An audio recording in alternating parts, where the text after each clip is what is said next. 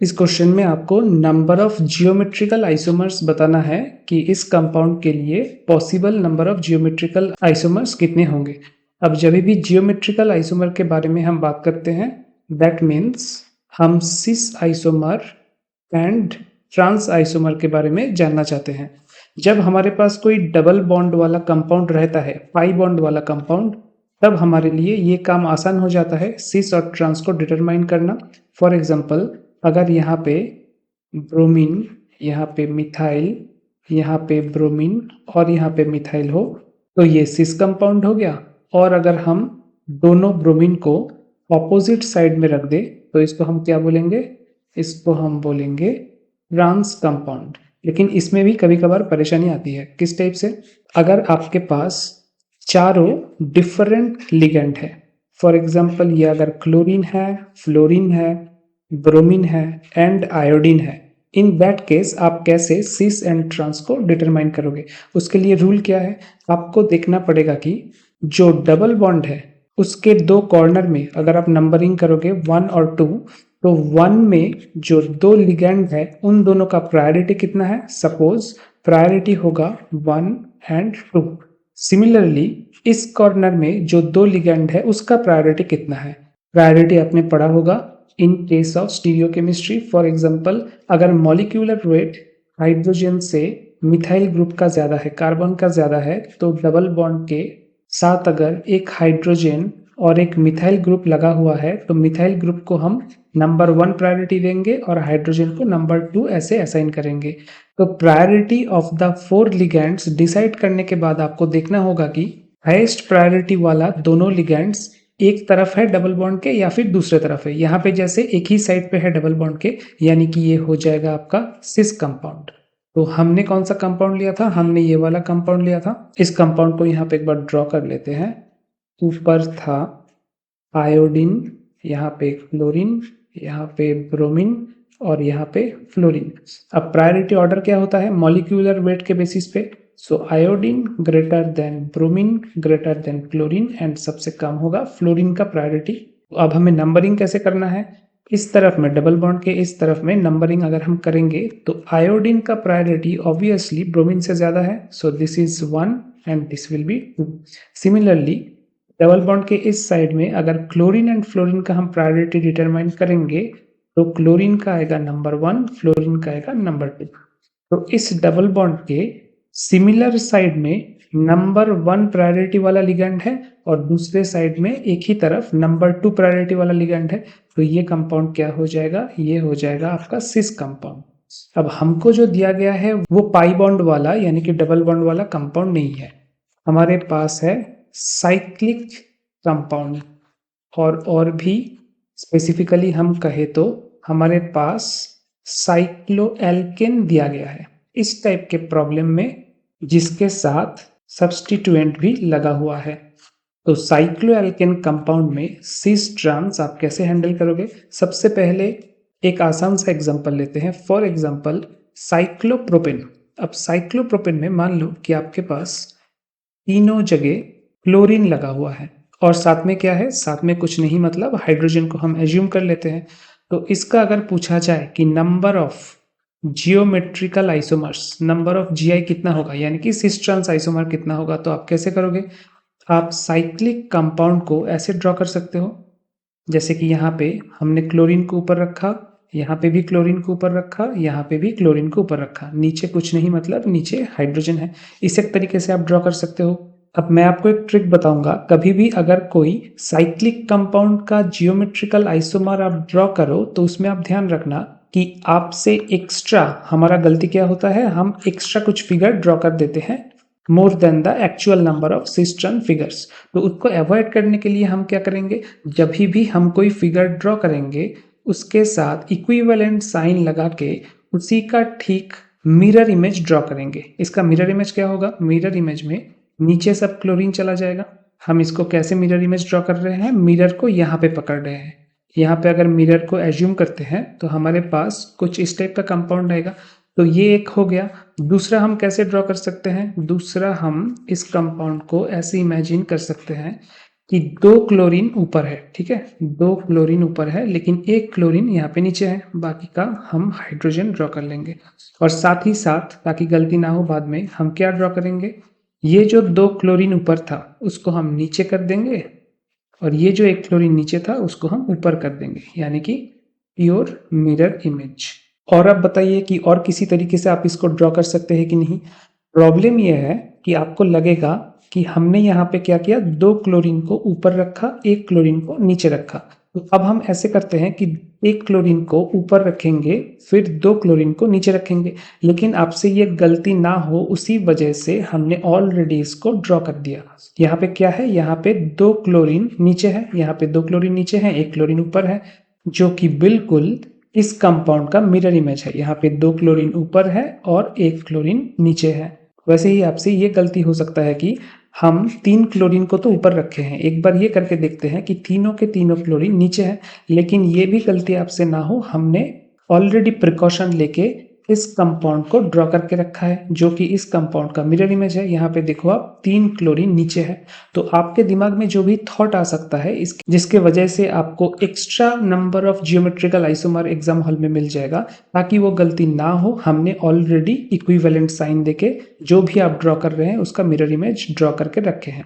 तो हमारे पास क्या आएगा, 2 जियोमेट्रिकल आइसोमर आएगा फॉर दिस पर्टिकुलर फिगर। और एक चीज आप ध्यान रखना, साइक्लिक एल्केन के केस में आपके पास देयर इज नो एक्चुअल नहीं, इसको आप एब्सोल्यूट बोलो, नो एब्सोल्यूट सिस और ट्रांस कंपाउंड।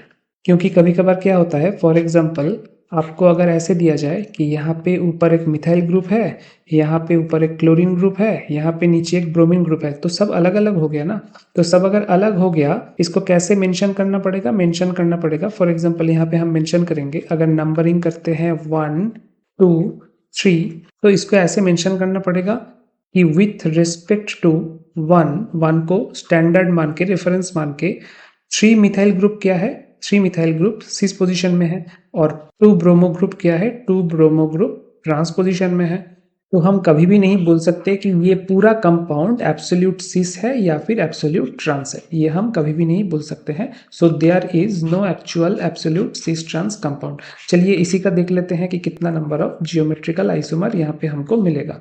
हमने ऑलरेडी एक ड्रॉ कर लिया है, ठीक है, हमने ऑलरेडी एक ड्रॉ कर लिया है कि ऊपर मिथाइल है, ऊपर Cl है और नीचे ब्रोमीन है। मैंने क्या कहा था कि गलती ना हो, इसी वजह से आप और एक बार ड्रॉ कर लीजिएगा इसी का proper mirror image.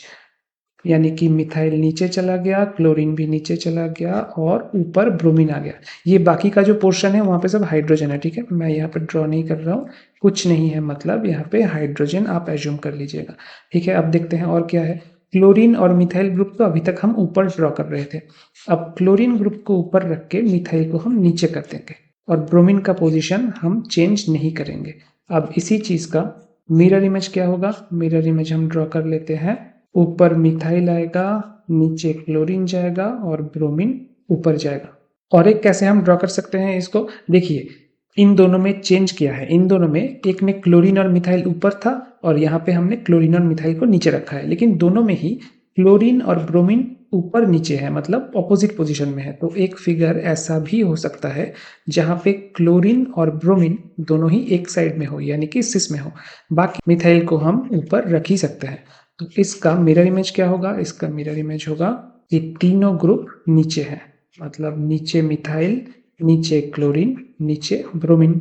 And another figure ये होगा कि क्लोरीन और ब्रोमीन ये दोनों तो ऊपर रहेंगे, क्लोरीन और ब्रोमीन ये दोनों ऊपर रहेंगे, लेकिन मिथाइल ग्रुप को हमने नीचे कर दिया। और इसी का इक्विवेलेंट फिगर क्या होगा, इक्विवेलेंट फिगर में हमको ब्रोमीन को नीचे करना पड़ेगा, क्लोरीन को नीचे करना पड़ेगा और मिथाइल को ऊपर करना पड़ेगा।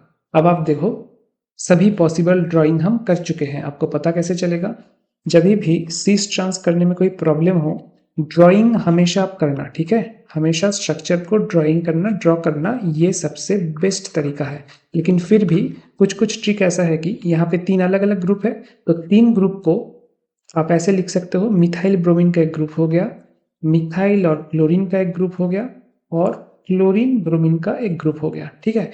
एक ऐसा हो सकता है कॉन्फ़िगरेशन कि तीनों ही सिस है।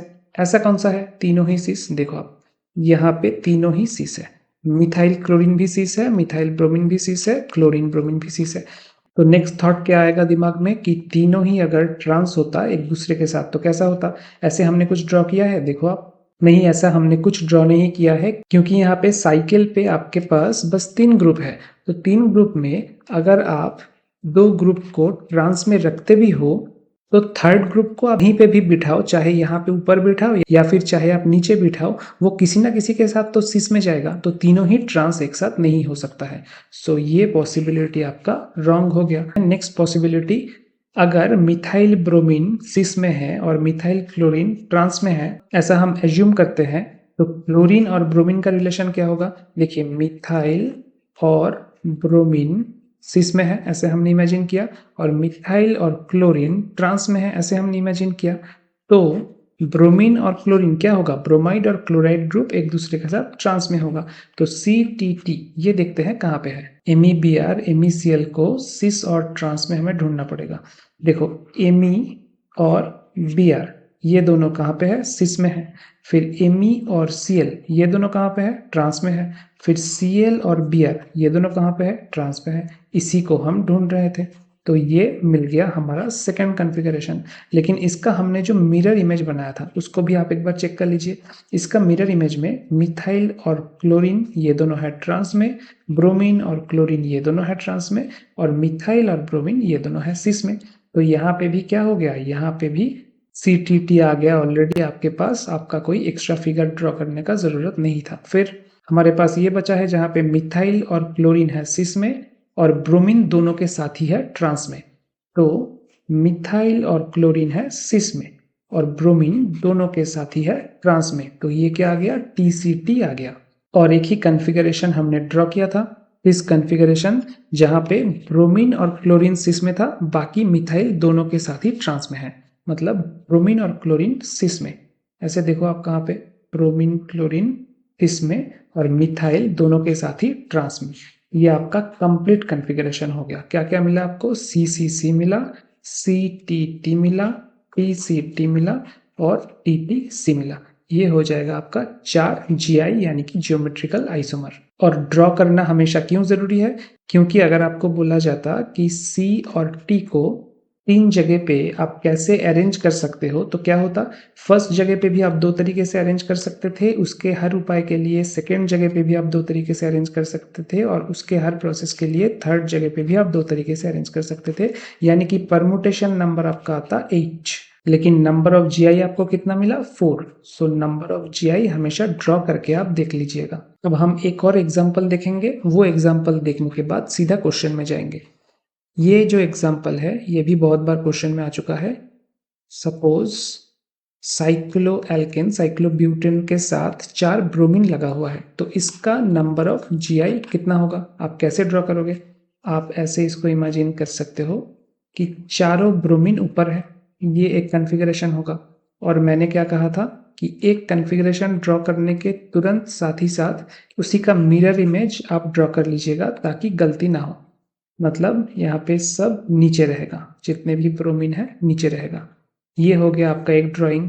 सेकेंड ड्राइंग में आप क्या कर सकते हो? सेकेंड ड्राइंग में अगर आप 2 ब्रोमीन को ऊपर रखोगे तो 2 ब्रोमीन को नीचे भी आप रख सकते हो।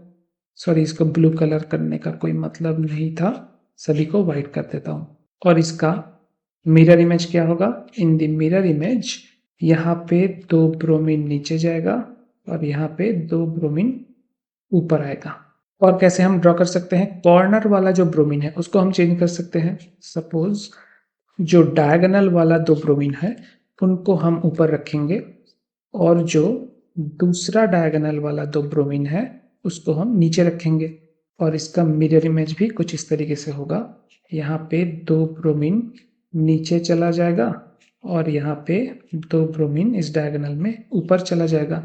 और किसी तरीके से आप ड्रॉ कर सकते हैं इसको। देखिए, इस फिगर में हमने चारों के चारों ब्रोमीन को एक तरफ रखा है, ठीक है? तो इसको हम ऐसे लिखते हैं, डिनोट करते हैं सिस सिस सिस सिस। यहाँ पे हम सिस डिनोट कर देते हैं चारों बॉन्ड में। सेकेंड, यहाँ पे हमने क्या किया? यहाँ पे 2 एडजेसेंट ब्रोमीन को हमने सिस में रखा, उसके बाद ऑपोजिट में बाकी दो ब्रोमीन को हमने नीचे रखा। तो यहाँ पे आप ऐसे लिख सकते हो CTCT, यहाँ पे भी CTCT। एंड थर्ड ड्राइंग में हमने कॉर्नर वाला डायगोनल वाला ब्रोमीन को एक साथ रखा है। सो यहाँ पे सब ट्रांस में रहेगा, ट्रांस ट्रांस ट्रांस ट्रांस, और यहाँ पे भी चारों बॉर्डर में हम T डिनोट कर देते हैं। बाकी क्या रहा हमारे पास, यहाँ पे चारों ब्रोमीन एक साइड में है, यहाँ पे दो ब्रोमीन एक साइड में है, यहाँ पे भी दो ब्रोमीन एक साइड में है। बाकी ऐसा एक फिगर हमारे पास आएगा जहाँ पे तीन ब्रोमीन एक साइड होगा। ठीक है, तीन ब्रोमीन को हम एक साइड में ड्रॉ करेंगे और एक ब्रोमीन को हम नीचे ड्रॉ करेंगे, और इसी का मिरर इमेज ऐसा होगा कि तीन ब्रोमीन को हम यहाँ पे नीचे ड्रॉ करेंगे और एक ब्रोमीन को ऊपर ड्रॉ करेंगे।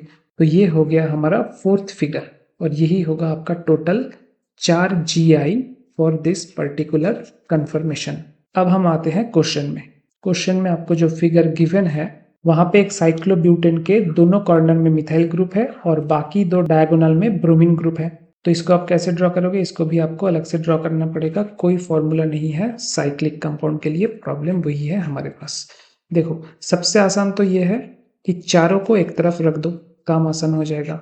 दो एमी को और दो ब्रोमीन को एक तरफ आप रख लीजिए, और ताकि गलती ना हो इसके साथ साथ इसका मिरर इमेज भी ड्रॉ कर लीजिए, जहाँ पे नीचे रहेगा यहाँ पे ब्रोमीन, यहाँ पे ब्रोमीन, यहाँ पे मिथाइल, यहाँ पे मिथाइल। ये एक फिगर हो गया। अब चलते हैं दूसरा किस तरीके से।